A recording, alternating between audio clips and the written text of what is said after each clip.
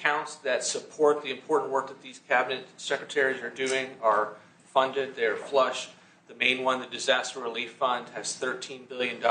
It's projected to get us all the way into the end of the fiscal year. So we're in a very good place, and the President has personally been a steward of the taxpayer resources on every one of the expenses that the states have come in for to put us in the position where we are ready for this season. Thank you. Great job. Thanks, Russ. Yeah, Mr. President, we are in hurricane season right now. It will last for the next several months, and we are prepared for what is coming. We are anticipating that we will have higher than usual activity during this hurricane season. We could have 3 to 5 major storms, up to a dozen other hurricane level thresholds that we will meet throughout this season. And FEMA stands prepared and has been working with all of our regions on training, pre-deploying resources, making sure that individuals are out there ready to respond to each state as they bring the necessary resources to take care of their people. But also, sir, you've been very clear that you want to see FEMA eliminated as it exists today.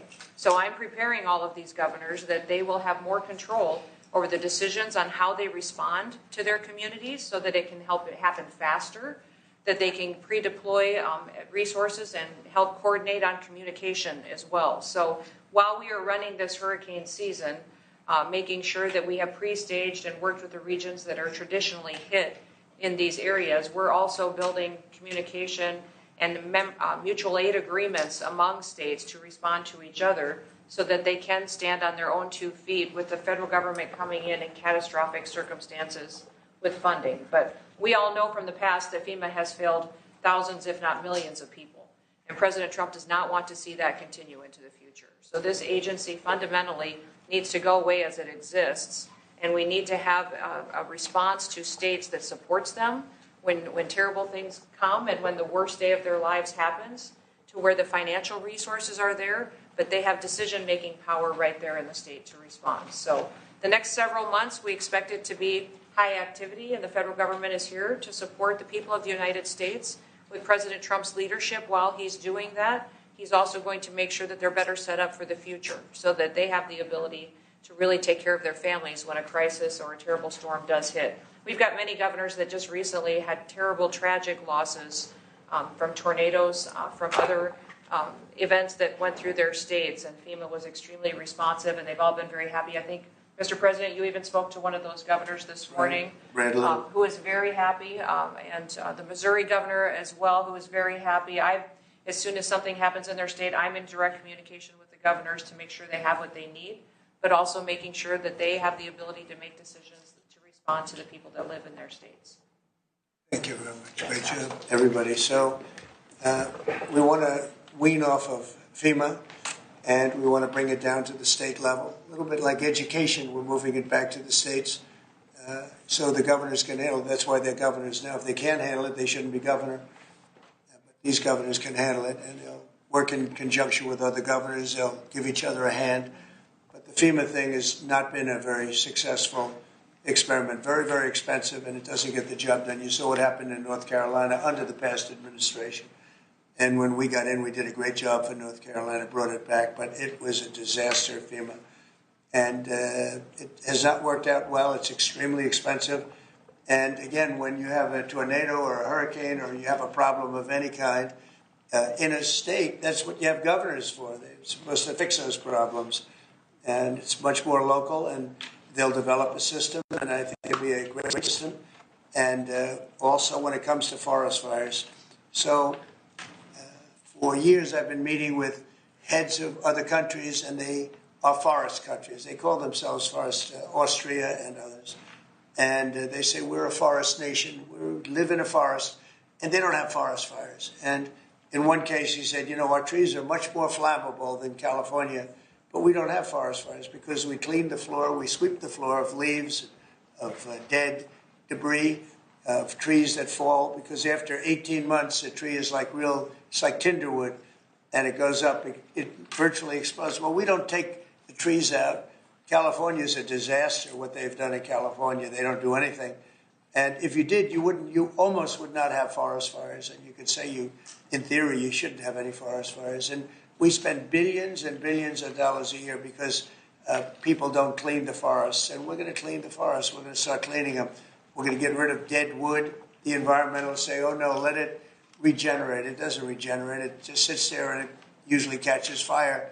And we're going to have a whole new system, and it's called forest management. And if you look at some of these countries in Europe and other places that literally live in forests, very flammable forests, and they don't have problems. And they call me, they don't even know how it's possible that we can have the fires that we have.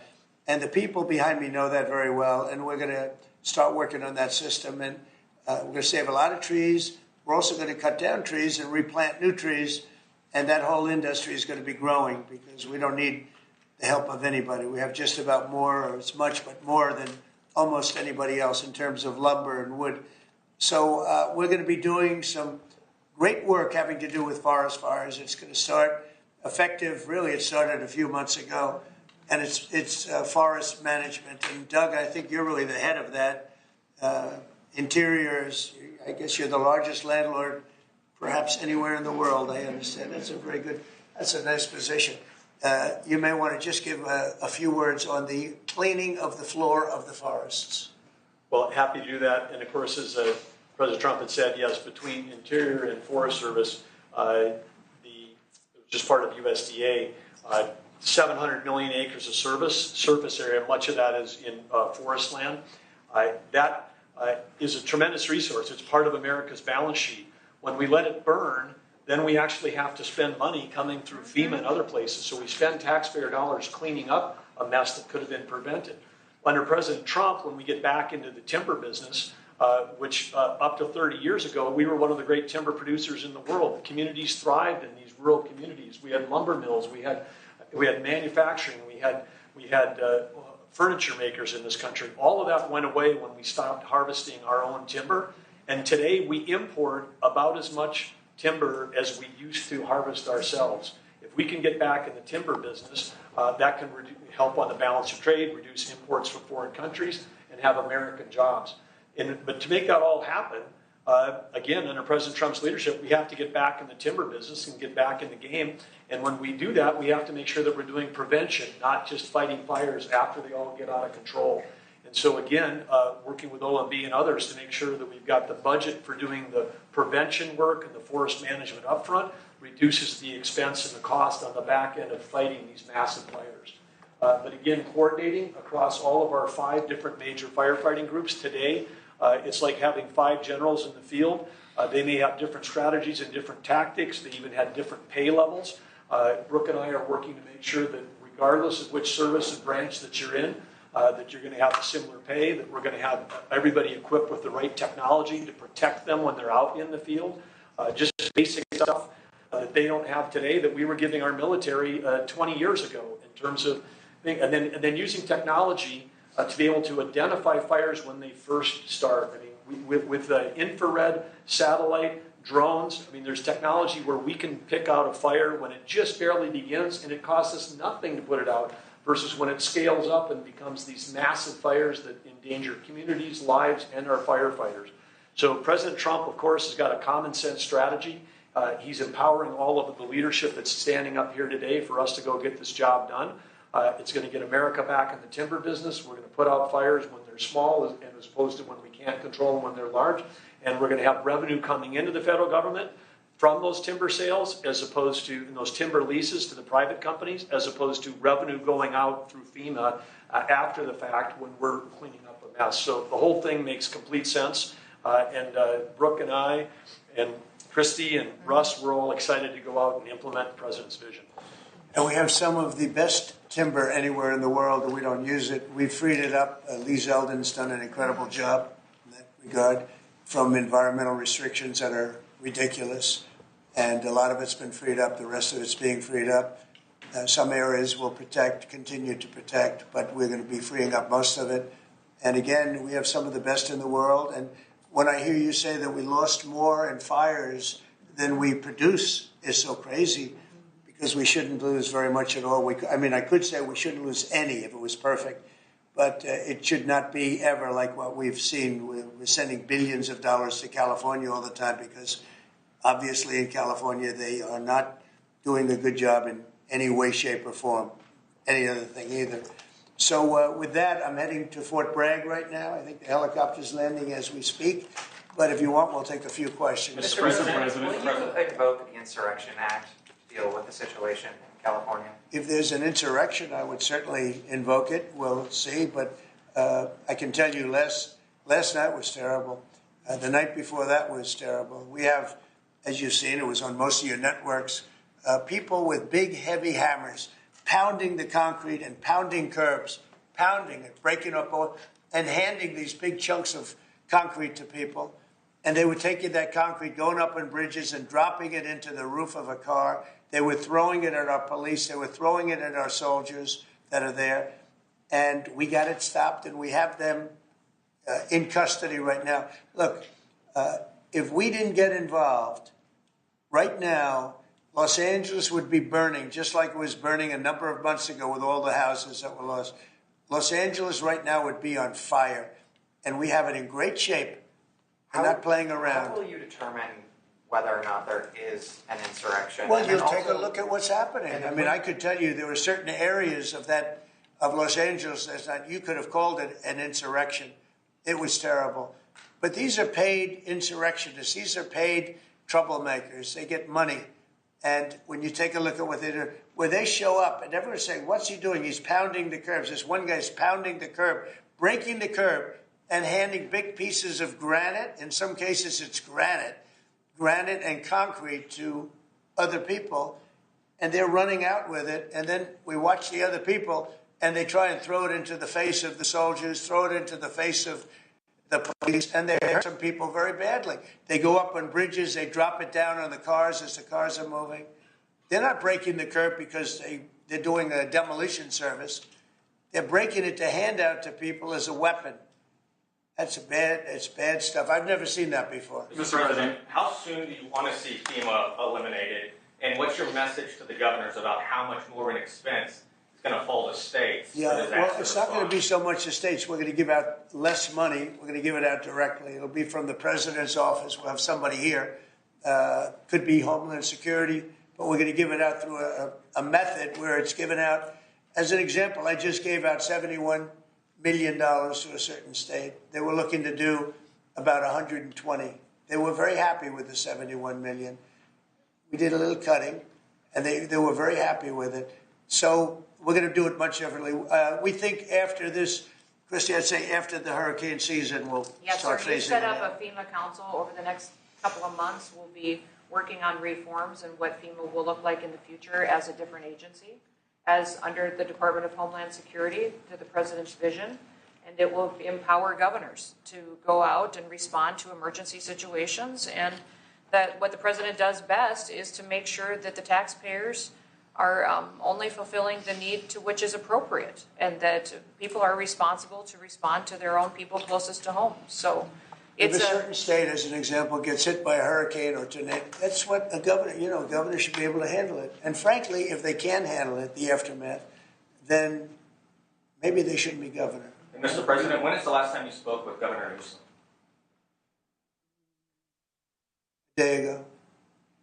Called him up to tell him, got to do a better job. He's doing a bad job, causing a lot of death and a lot of potential death. If we didn't send out the National Guard, and last time we gave him a little additional help, you would have, Los Angeles would be burning right now. Los Angeles would be not a lot different than what you saw take place in California and Los Angeles just a little while ago. And, you got to remember, we have the Olympics coming. And we don't want people looking at Los Angeles like it would have been. It would have been bad. Last night they had total control. We didn't have the military in there, the National Guard, and then we also sent in some Marines. We had some bad people. We have people, they look in your face and they spit right in your face. They're animals. And these are paid insurrectionists. These are paid troublemakers. They're agitators. They're paid. Do you think somebody walks up to a curb and starts hammering pieces out, has all the equipment necessary, and starts handing it out to people to use as a weapon? These are paid insurrectionists or agitators or troublemakers. You can call it whatever you want. And we ended it, and we have in custody some very bad people. Some very bad people. Mr. President. Did you see the guy throwing the rocks at the police cars as they went by and crushing their windows and endangering our police? We're not going to let that happen, yeah. Pardon me, Mr. President, on those Marines, Governor Newsom has described them as political pawns. I'm curious for your reaction to that and what you see as the Marines' role and what are their rules of engagement? All I want is safety. I just want a safe area. Los Angeles was under siege until we got there. The police were unable to handle it. You can speak to the chief. He said it on television 3 nights ago. He said, this is more than we can handle. They said that. And the LA police, I know a lot of the police in LA, they're great people, but they're given instructions not to do this, not to do that. But in this case, they were trying their best. They were not able to handle it. It was out of control. When we got there, and you have to remember, I've been here before, and I went right by every rule, and I waited for governors to say, send in the National Guard. They wouldn't do it. They wouldn't do it, and they just wouldn't do it. It kept going on and on, got worse and worse. And in Minneapolis, that city was burning down 7 days, and I said, I don't care. The governor, who's a governor that just happened to be running for vice president, you talk about an incompetent governor. He's an incompetent person. That he was picked. Well, I was actually very happy he was picked for other reasons. But this guy wouldn't call the National Guard. And we ultimately just sent in the National Guard. We stopped it. But that was after 7 days. And I said to myself, if that stuff happens again, we've got to make faster decisions because they don't want to do it. The radical left, it's usually radical left, and it's usually governors that are Democrat, and they don't want to call them in. They don't want to save lives. They don't want to save property. They don't want to call them in. I don't know what it is. We sent them in, not early. We sent them in late as far as I'm concerned. But big problems, as you know, 3 nights ago, big problems were ensuing. If we didn't send in the National Guard quickly, right now, Los Angeles would be burning to the ground. The Marines is, a lot of people think, an escalatory step, though. These are guys who fight wars. Are you at all concerned that things could get out of hand with Marines when I see people American City? Throwing concrete into cars, when I see people, the kind of people that I saw on your network doing danger to the police and to the military and to the National Guard, no, it's okay. You know, you start running out of people. When you have 2,000 people from a National Guard standpoint, we have a very big military. But the National Guard, they needed a little extra help. And we sent them a little, and we did a great job last night. We had, well, you got a lot of cars go up in smoke and flame and a lot of bad scenes, but it was pretty minor by comparison. This morning it's very calm. We'll see what happens later. But they know if they go there, they're not going to get anywhere because we have the National Guard there. We backed it up with a number of Marines, yeah. Mr. President, do you agree with Governor Abbott soon signing legislation to mandate the 10 Commandments in school classrooms? Having to do with what? Governor Abbott is soon going to sign legislation to mandate displays of the 10 Commandments in school classrooms. Do you support him? I have to take a look at it. I'm going to have to look at it. Will the National Guard be in California indefinitely? How long will they be there until you think? Until there's no danger. It's easy. Look, it's common sense. You ask me that question. When there's no danger, they'll leave. You would have had a horrible situation had I not sent them in. Horrible. You'd be reporting on a lot of death and a lot of destruction that's not going to take place. I think if you look, every night it got less and less. They were met with very strong force, the bad people, the bad, sick people that do what they do. But these are paid people in many cases, not in all cases, but in many cases. And they really are. They're agitators. I was wondering if you had any response to Mexican President Sheinbaum, who condemned the violence there. Have you been in touch with her at all? Said what? I was wondering if you had any response to what Mexican President Claudine Sheinbaum said in response. What'd she say? She condemned the violence in LA. Oh, I do too. Have you been in touch with her at all? Well, you think I don't condemn it? I condemn the violence in LA, ladies and gentlemen, but I also stopped the violence in LA. And by doing what I did, I stopped the violence in LA. That would have been, I think, maybe I'd ask Christie to speak to that. That would have been an unbelievable tragedy. We would be talking, I don't know that would even be here right now. It would have been so bad. I'd probably maybe be out there. I don't know, but Christy, could you speak to that? Absolutely. So in 2020, I was a governor of a neighboring state to Tim Walz and watched him let his city burn. And the president and I have talked about this in the past, and he was not going to let that happen to another city and to another community where a bad governor made a bad decision. So Claudia Sheinbaum came out and encouraged more protests in LA, and I condemn her for that. She should not be encouraging violent protests that are going on. If people are allowed to peacefully protest, but the violence that we're seeing is not acceptable, and it's not going to happen in America. This president is standing up for the average American who wants to walk their child to school every day safely, run their small business, and provide for their families. That's the action that he's taking. He has every authority under the Constitution to send these National Guard under Title X into these communities and make sure that operations go smoothly, that law enforcement officers are protected, that they can continue to do their work without fear of being injured or killed or disrespected, and that they can go home to their families at night. So I'm incredibly proud of the president for activating the National Guard and for sending in these Marines, because these Marines are specifically trained to meet the need that we have on the ground in LA right now. And Governor Newsom has done a disservice to the state of California for many years. The people there should never elect him into a leadership position ever again. He clearly The governor's a nice guy, but he's grossly incompetent. When it comes to his railroad that he's building, where it's like 30 times over budget, nobody's ever seen anything like it. Now it doesn't even go to San Francisco and LA. It's way short of it.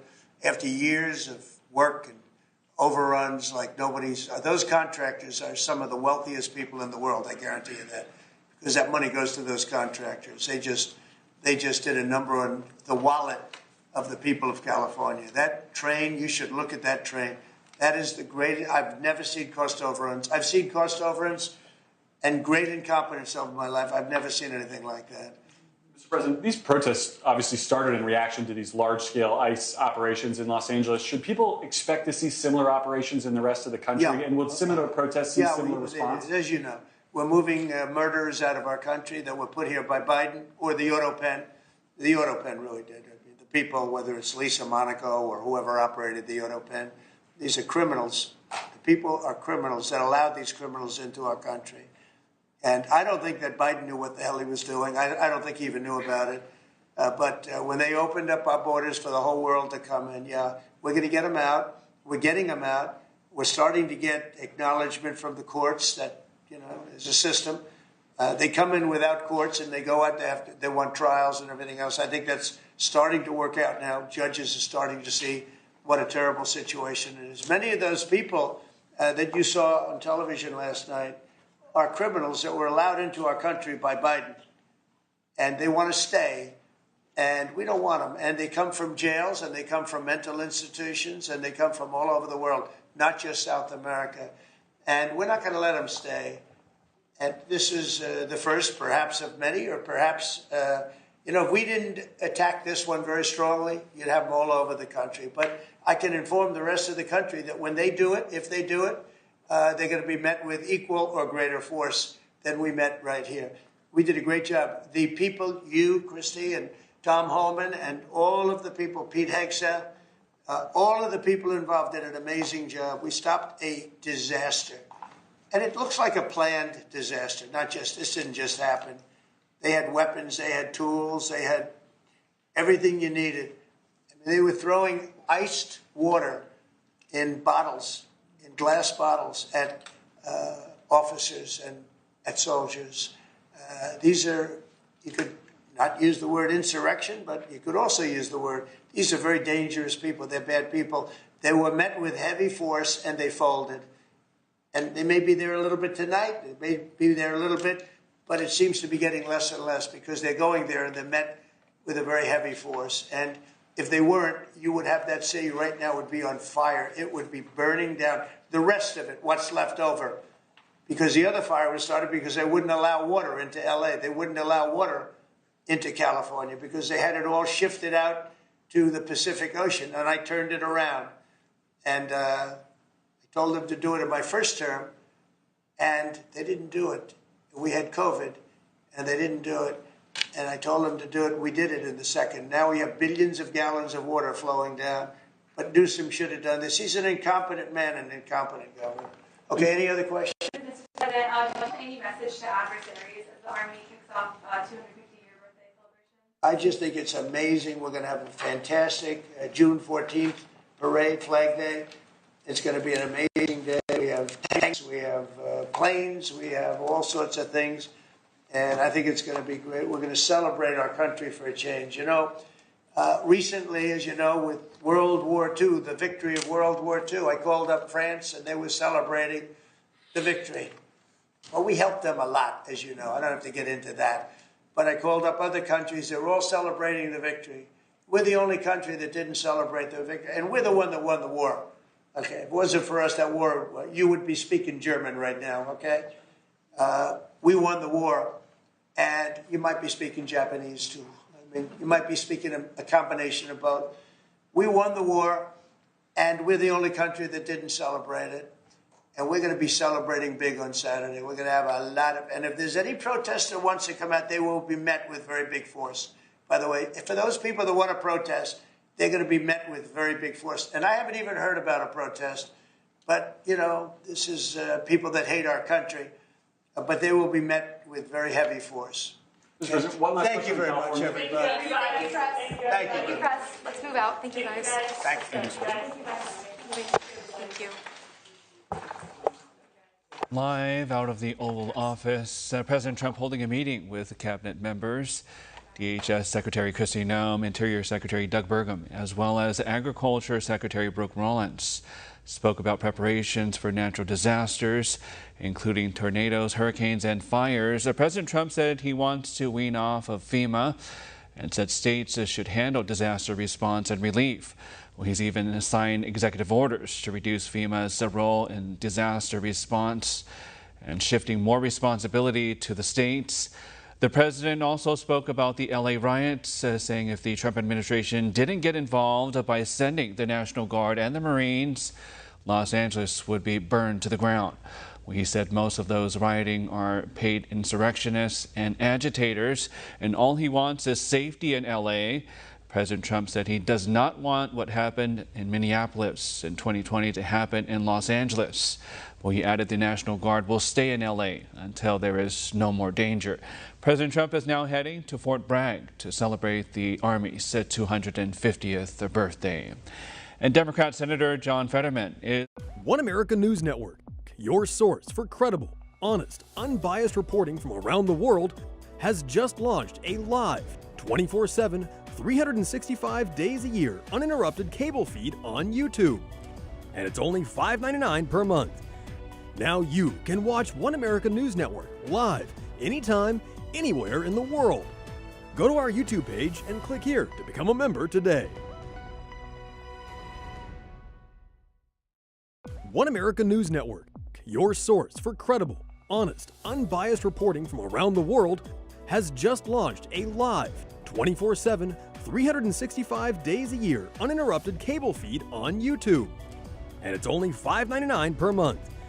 Now you can watch One America News Network live, anytime, anywhere in the world.